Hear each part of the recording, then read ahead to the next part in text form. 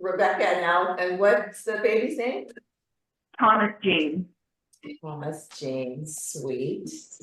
Okay, well, here's what I want you to start with. I want you to start with your 40-week appointment. Okay, so I went into Kaiser for the 40-week appointment. It was on my due date, and they were taking my vitals, and my blood pressure was elevated. Keep in mind, I was pretty on edge the 2 weeks leading up to my due date, just because I was like, I wasn't sure when this was going to happen, so I was kind of on edge to begin with. They took my blood pressure, and it was elevated, the first one, and then they took it again, and it was even more elevated. And the nurse practitioner came in and said, you need to go to labor and delivery right now. Your blood pressure is elevated. We're worried. Go to the hospital. So immediately I kind of broke down, like, what is happening? She said they're likely going to want to medically induce you, which was way against my birth plan. So this was devastating. So anyway, we were just going with it. We go to the hospital, and they take me to triage, where they're monitoring me, the baby, and kind of just checking me out, like assessing me. And basically we're there for about 4 hours and conferring amongst ourselves and trying to figure this out. And basically what they want to do is induce me right then. So I go in for my 40-week appointment thinking it's just going to be a routine appointment, and I'd be sent on my merry way. And then all of a sudden they're saying, you need to induce right now, your baby's at risk. And you were calling me and her doula, and poor thing, she wanted somebody else to make the decision for her. That's what I would have been wanting, I'm sure. I'm like, I know. This was just completely against the birth plan, and I wasn't ready to be induced right there. And then I didn't have my bag. I didn't have anything. It just wasn't very empowering. It wasn't anything to get prepared for. So anyway, the upshot of the whole thing is I left against medical advice, which I know is a little controversial. And you had to sign forms to do that, right? Yes, I had to sign the form to avoid the lawsuit with Kaiser. He's getting fussy. You can pass. No, it's okay. Okay. He's fine. Yeah, well, we must note too, after Rebecca kind of calmed down, after going to the triage, her blood pressure was perfect. Mm-hmm. So it's clearly just an anxiety attack or whatever, white coat syndrome. White coat syndrome. Yeah. So yeah, and when I was telling them, okay, I wasn't planning on leaving. I said, I just need to go get some air and think this through. I'm gonna just walk the hallway, and they wouldn't let me leave without signing the form. So I was like, okay, I'm gonna sign the form, and I ended up just going to the parking lot, and then we ended up just going home for the night and monitoring my blood pressure from home, and just kind of, I don't know. I knew my body, and I knew it was just the high blood pressure was brought on from the. But then tell them when you had a vaginal exam, how far dilated were you and effaced? Remember? You told me you were 1.5 centimeters. and 30%. Yeah, just 30% effacement. It was a 3 or 4 on the Bishop score. So yeah, not that close. So they haven't had the Bishop score yet, but what that means is because she wasn't dilated or effaced very much, it meant that if she did get induced, the chances of it going well were not that great. Oh gosh, okay. Right. He was probably about, I would say, a week out, maybe a week and a half out naturally. So basically they were foreseeing a potential emergency, and wanted to get the baby out to avoid a maybe emergency type of thing. Right. So that's one of my advice to all of you guys. Be mentally prepared for them to want to, like, if you're not 100% with your numbers and your metrics and there's a slight variation, be prepared that they're going to want to medically induce you. Be mentally prepared, because I was not, even though I had a textbook pregnancy, everything was perfect, everything was healthy, they still wanted to induce me. If you're having a hospital birth, remember that. So anyway, we went home for the night, and then I was talking to Liza I was calling and texting her a lot, saying, what do I do? She didn't want to make the decision for me, which I understand. Basically, we ended up just saying, you know what, we're with Kaiser, we're doing a hospital birth, you know, let's just go with their program, do the induction. They did diagnose me with, what was it, stage 1 hypertension, which is considered preeclampsia, which I didn't want to mess around with. It was the first baby. I was like, let's just do what's the safest for me and the baby. Let's just do this. So then, When I- let me, oh, oh, go ahead. no, go ahead, what were you gonna say?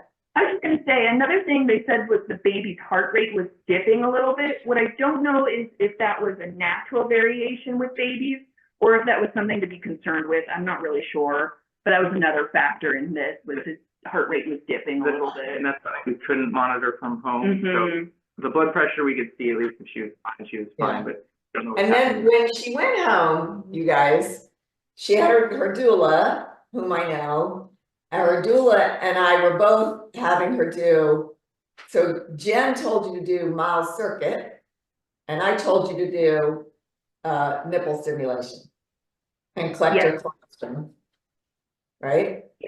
Liza had told me, look, you're going to go in for this, take control of the situation as much as you can before going into the hospital. So I did, and I really think that's what helped me. I'll get into that a little bit later. The nipple stimulation Push things along. pushed things along, because when I went back the next day for the induction, we went in around noon, and when they did the cervical check, I was then 2 centimeters, and that was from doing nipple. I don't know if that was from. I guess it must have been. I progressed a little bit. I'd done nipple stimulation, 10 minutes on one side, take a 10-minute break, and then 10 minutes on the other side, and I did that for about 2 hours leading up into being admitted. I thought you went in at the end of the day, later in the afternoon. I technically got there at noon, but they didn't do anything until like 5 hours later. I was like, okay, is this even an emergency? Like, Right. they popped the card, I guess. Fine, that's because you want to as time as possible. Yes. I guess they were monitoring. They had me hooked up to the monitor. So, something cool about Kaiser is they offered wireless monitors, so I could walk around. Yeah, they all do. Okay, so that was kind of cool. Okay, let's see. So I just have a timeline here. So at 6 p.m. they they administered the Cytotec, which is a suppository that they insert into the vagina to soften the cervix. That was at 6 p.m. and I was 2 centimeters at this point. And then they were going to do this every 4 hours, and then eventually give me Pitocin, which I was dreading, to move things along. But so the Cytotec was administered, and then my water broke at around 9:40, and the doctors and we mostly work with nurses. The nurses said, you know what, we're not doing anything, we're just going to see what your body does. And it quickly progressed once the water broke. And so the contractions began. I think they were about 40 seconds right when the water broke, and about a minute apart. Like, it just quickly launched. It wasn't super painful at this point.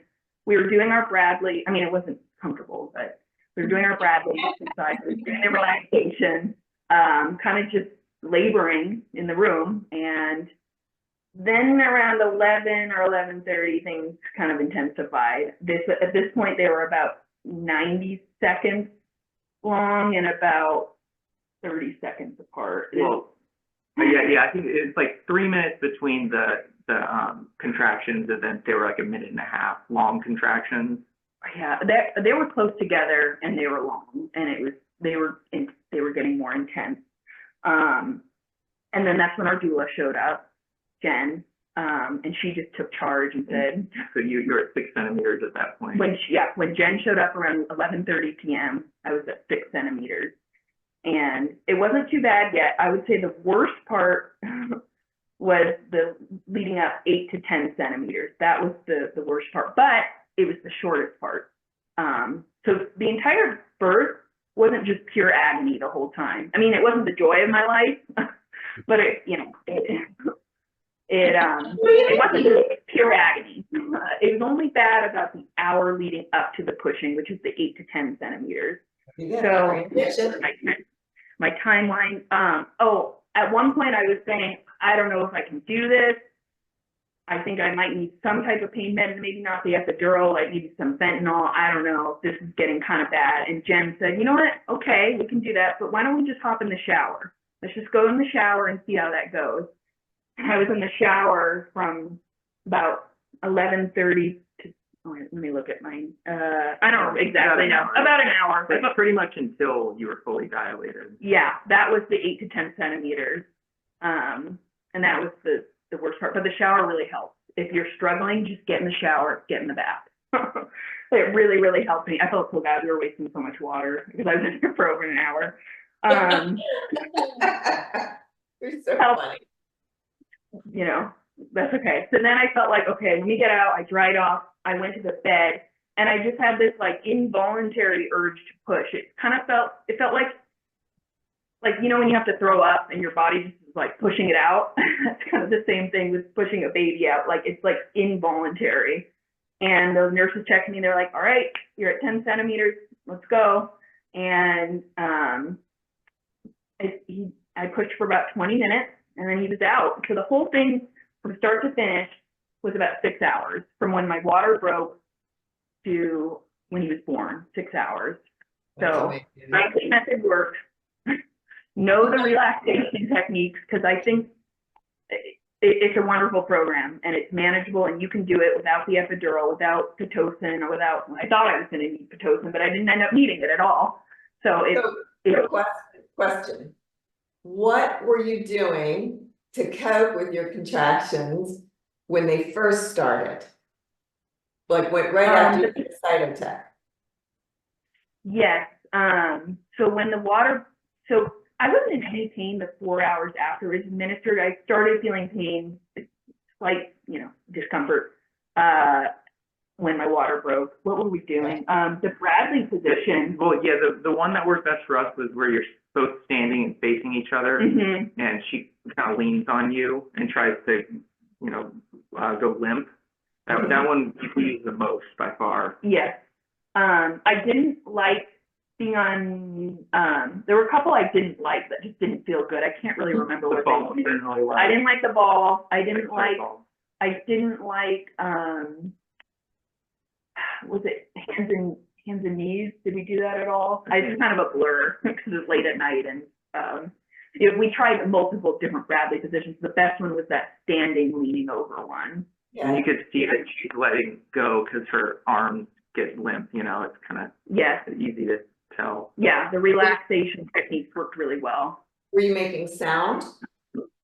In the beginning, no, not much. I think when I was in the shower, it kind of got a little loud. Yeah, eventually it was kind of the more, I forget how to describe it, but Moaning? like a moaning, yeah. But sometimes they were just shrieks, like someone was getting stabbed. Okay, not all the contractions are as bad as others. Some are really, really bad, and then some are not as bad as others. So it's equal, which I was surprised by. Let me just look at my notes here. Yeah, so that's pretty much it. He was born at 3:17 a.m. I had a 2nd degree tear, which was, the doctor said it was pretty minor, and I'm 3 weeks postpartum, and I'm feeling pretty good. I think I'm feeling okay for the most part, and you feel pretty good about a week after, but you still don't want to do too much after a week, but you start feeling pretty good after about a week. At least I did. And birth tips, just a few that I jotted down. Get a doula. If you guys do not have a doula, you need a doula. It was the best investment. And I have a good referral if you guys need a recommendation. And Liza does too, I'm sure. If you're giving birth in a hospital, be mentally prepared for them to want to medically induce you. I went into that earlier. Make sure you have the informed consent card in your wallet ready to go. That has really, really good questions on it, and we use that during this whole process of the 40-week appointments and the induction recommendation and all that. Have you sent that out to people yet, the informed consent card? Yeah, oh yeah, yes, definitely. Yeah. Have your postpartum supplies deployed and ready to go for when you get home. Yeah. Breastfeeding is really difficult the first week, particularly when the milk is coming in around day 2 or 3. But if you can power through, I promise it gets better. Yeah, it's hard at first, but just keep going. Keep the baby at the boob. It's gonna be sore, but just keep on going. And then have the contact information for a lactation consultant that performs home visits ready to go before you're in pain, needing help with breastfeeding when it's a I gave her a recommendation, somebody's, Mhm. yeah, Yeah, so that's our story. that's good. Does anybody, so Alex, what was the hardest thing for you? I was caught off guard by how much pain she was gonna be in and how difficult that was for me to deal with. I mean, I knew it, obviously it's supposed to be incredibly painful, but I hadn't seen her in that much pain before. So I think in that case, it was really helpful that doula was there because she was then pushing her. Once it got bad enough, she took charge and having her get up and go to the shower. I don't know if at the time, I don't know if I would have pushed her like that.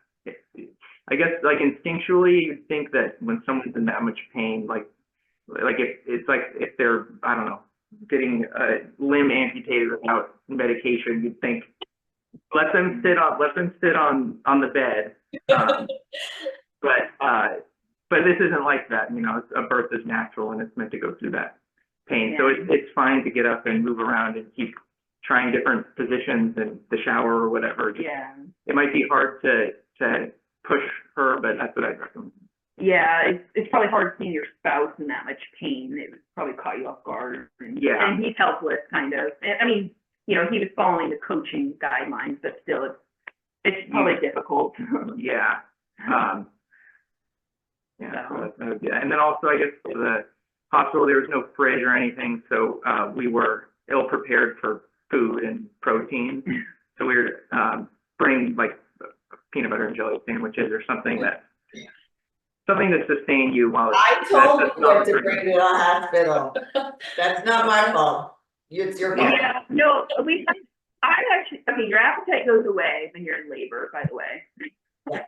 I ate a good meal right before. Alex, though, he was like, we had a banana and he was annoying me with the chewing, and I made him go to the other corner. I was like, I feel like you're chewing right now.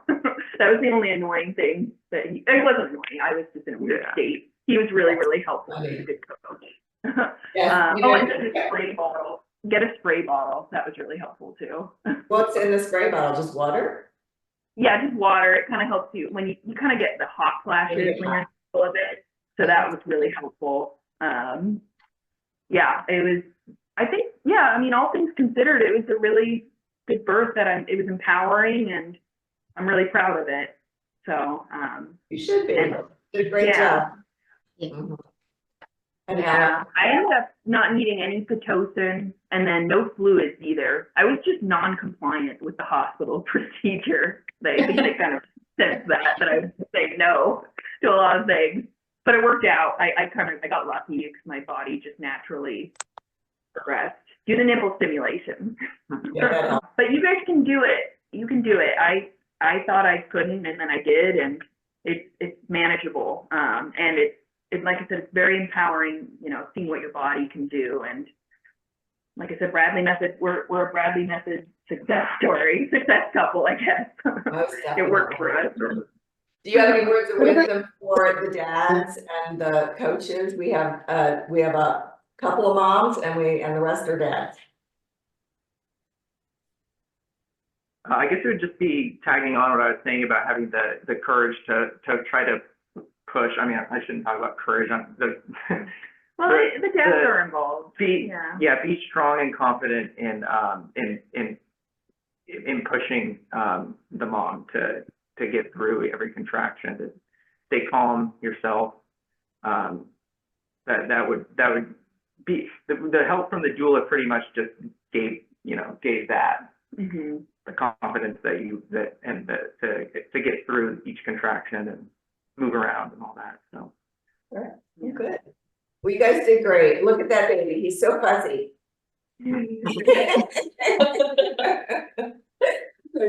Oh my God, he's so cute. Particular, did you write?